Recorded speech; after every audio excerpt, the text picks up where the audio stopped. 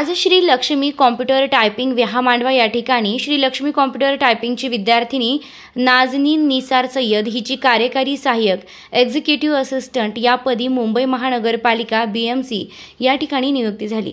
त्याबद्दल तिचा सहकुटुंबासह सत्कार करण्यात आला। यावेळी कुमारी नाझनीन यांनी उपस्थित विद्यार्थ्यांना स्पर्धा परीक्षेसाठी सखोल मार्गदर्शन केलं व आपला प्रेरणादायी प्रवास विद्यार्थ्यांसमोर मांडलाय।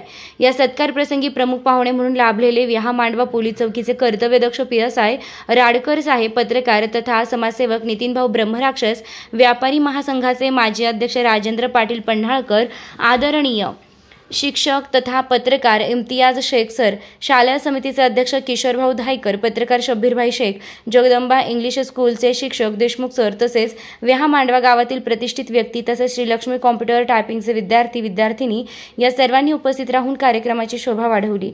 तसेच नाझनीन सय्यद यांना भावी वाटचाली शुभेच्छा दिल्या।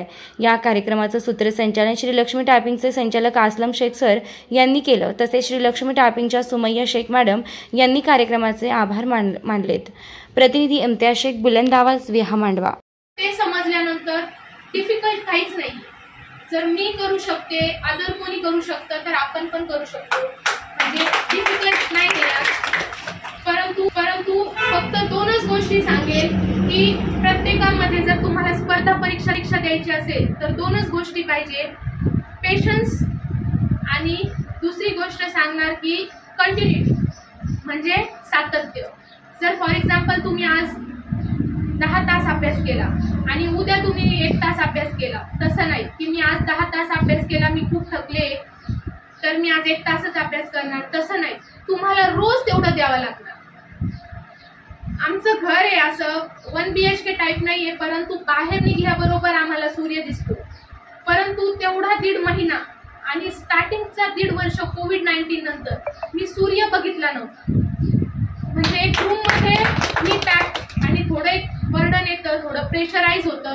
पेशन्स भरपूर ठेवावा लागतो, कारण त्या ठिकाणी मला फक्त 4 भिंती दिसायच्या आणि 2च चेहरे दिसायचे, फक्त माझ्या वडिलाचं आणि फक्त माझ्या आईचं।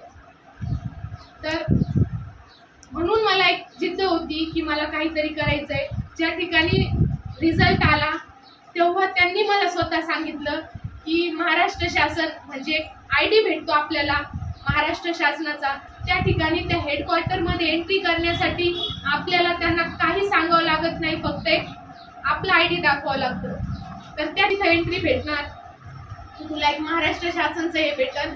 त्यांना मला मोठ्या पदावर जाताना बघायचं होतं आणि त्यांची ही इच्छा मी पूर्ण करेल। अजूनही त्या पदावर असताना मी डिपार्टमेंटल एक्झाम देईन आणि म्हणजे खूप प्रयत्न करणार क्लास 1च्या पोस्ट पर्यंत जाण्याचं, कारण आतापर्यंत नाही थांबले।